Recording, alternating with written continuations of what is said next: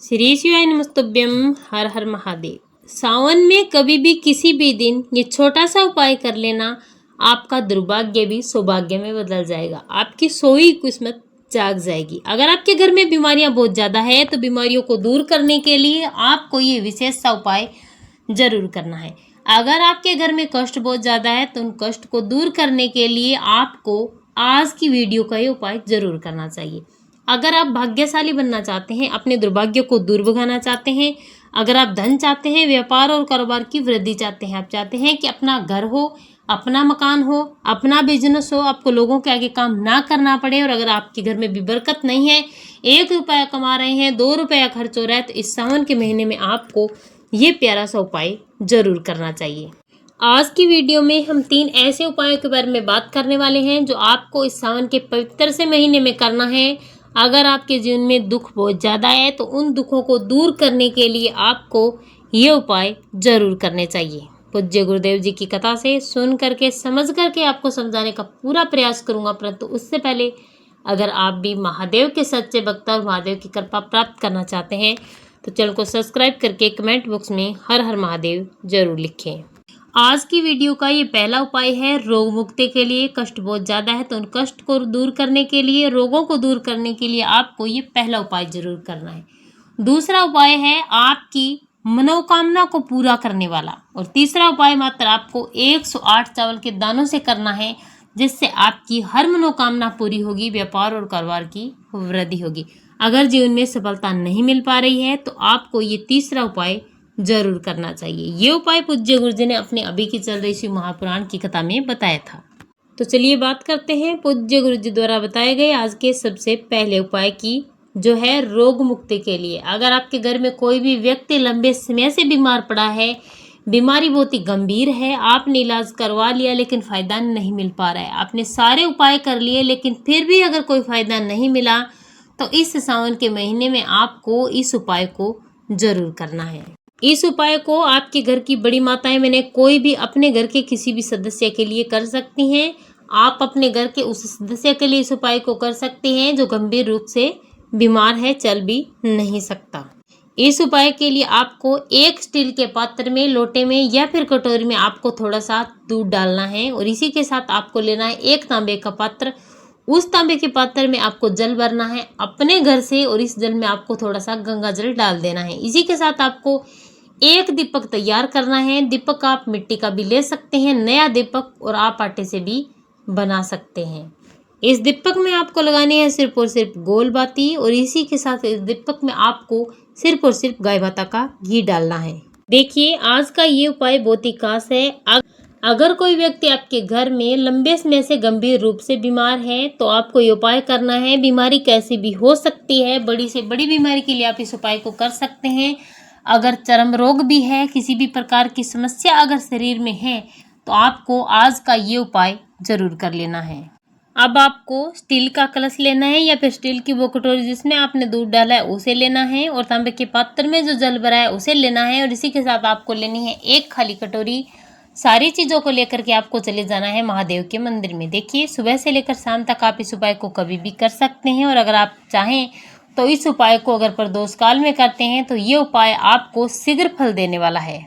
महादेव के मंदिर में जाकर के उत्तर दिशा की तरफ आपको अपना मुख करना है। अब आप अपने साथ जो 1 लोटा जल और दूध लेकर आए हैं उन्हें आपको दोनों हाथों में लेना है। बिल्कुल पतली धार से आपको महादेव की शिवलिंग पर एक साथ दूध और जल समर्पित करना है। दोनों की धार एक धार में मिलनी चाहिए। ऐसे आपको कुंदकेश्वर महादेव के नाम से इस जल को समर्पित करना है। समर्पित करने के बाद जो जल जलाधारी से बहता हुआ नीचे आएगा, उस जल को आपको उस खाली कटोरी में रोक लेना है।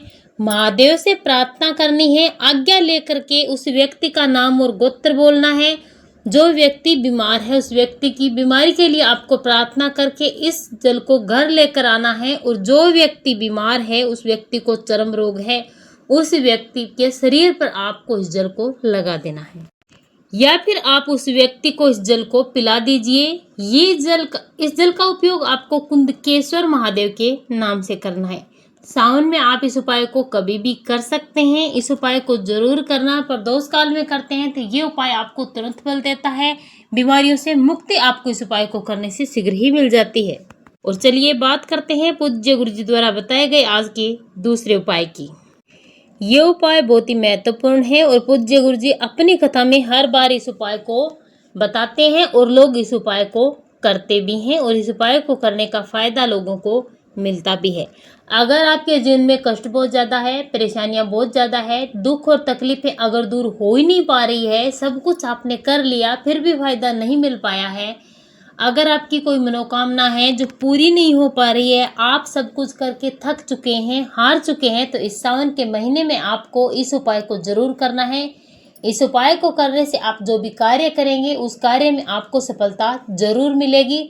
बस ध्यान से समझ करके आप इस उपाय को करना। ये उपाय है महादेव का गमले में शिवलिंग बनाने वाला, जो आपको कैसे और किन नियम के साथ करना है। इस उपाय के लिए आपको अपने घर में गमले में शिवलिंग बनाना होता है। गमला तुलसी माता का नहीं होना चाहिए, इस बात का विशेष ध्यान रखना है। अन्य कोई भी आपके घर में अगर गमला है तो उसमें आपको एक पार्थिव शिवलिंग का निर्माण करना है। मिट्टी से आप जो शिवलिंग अपने हाथों से बनाने वाले हैं वही होता है एक पार्थिव शिवलिंग। अगर आप पूरा शिवलिंग नहीं बना पाते हैं तो ऐसी स्थिति में आप सिर्फ लिंग बना सकते हैं। शिवलिंग के ऊपर जो पिंडी होती है सिर्फ वही बना करके आप इसकी पूजा कर सकते हैं। अगर आप सोमवार के दिन इस शिवलिंग का निर्माण कर रहे हैं पार्थिव शिवलिंग, तो आप बेलपत्री के वृक्ष के नीचे भी जाकर कर सकते हैं। मंगलवार के दिन आप बरगद के पेड़ के नीचे शिवलिंग का निर्माण कर सकते हैं। बुधवार के दिन आप आकड़े के पेड़ में इस शिवलिंग को बना सकते हैं और गुरुवार के दिन आप गेंदे के पेड़ के नीचे भी बना सकते हैं। शुक्रवार के दिन आप बेलपत्र में बना सकते हैं। शनिवार के दिन पीपल या समी के पेड़ में बना सकते हैं और रवि आप चाहें तो अपने घर से बाहर जाकर भी इस शिवलिंग का निर्माण कर सकते हैं और आप चाहें तो अपने घर के किसी भी एक गमले में आप इस शिवलिंग को बना सकते हैं। यह शिवलिंग आप पूरे सावन में बना सकते हैं। इसे आप सावन के हर सोमवार के दिन भी बना सकते हैं अपनी मनोकामना के लिए। आप जैसे शिवलिंग की पूजा करते हैं उसी प्रकार से आपको फूल, चावल, मूंग, पीला चंदन समर्पित करना है, दूध समर्पित करना है, शहद, इत्र, जो भी आपकी मनोकामना है उसके अनुसार आपको चीजें समर्पित करके एक दीपक जला करके शिवलिंग की आपको पूजा करनी है। पूजा करने के बाद कम से कम 15-20 मिनट बाद आपको एक लोटे उसी जल के साथ आपको इसी शिवलिंग का उसी गमले की मिट्टी में आपको विसर्जन कर देना है। मात्र आपको इतना सा उपाय करना है, बहुत ही प्यारा सा उपाय है। अगर आप सावन के महीने में इस पार्थिव शिवलिंग का निर्माण कर लेते हैं तो आपकी हर मनोकामना पूरी होती है और जिस भी मनोकामना के लिए आप इस उपाय को कर रहे हैं महादेव आपकी वो मनोकामना पूरी कर देते हैं और आपके जीवन के सारे कष्ट दूर हो जाते हैं। ऐसी कोई भी मनोकामना नहीं है जो इस उपाय को करने के बाद आपकी पूरी नहीं हो सकती। चलिए बात करते हैं आज के तीसरे उपाय की, जो आपको करना है 108 चावल के दाने के साथ। आप 108 चीजें अपनी मनोकामना के अनुसार समर्पित कर सकते हैं। आप 108 चावल के दाने भी समर्पित कर सकते हैं। आप 108 मूंग के दाने भी समर्पित कर सकते हैं। आप 108 चने की दाल भी समर्पित कर सकते हैं। आप 108 लौंग भी समर्पित कर सकते हैं और आप हरी इलायची भी समर्पित कर सकते हैं।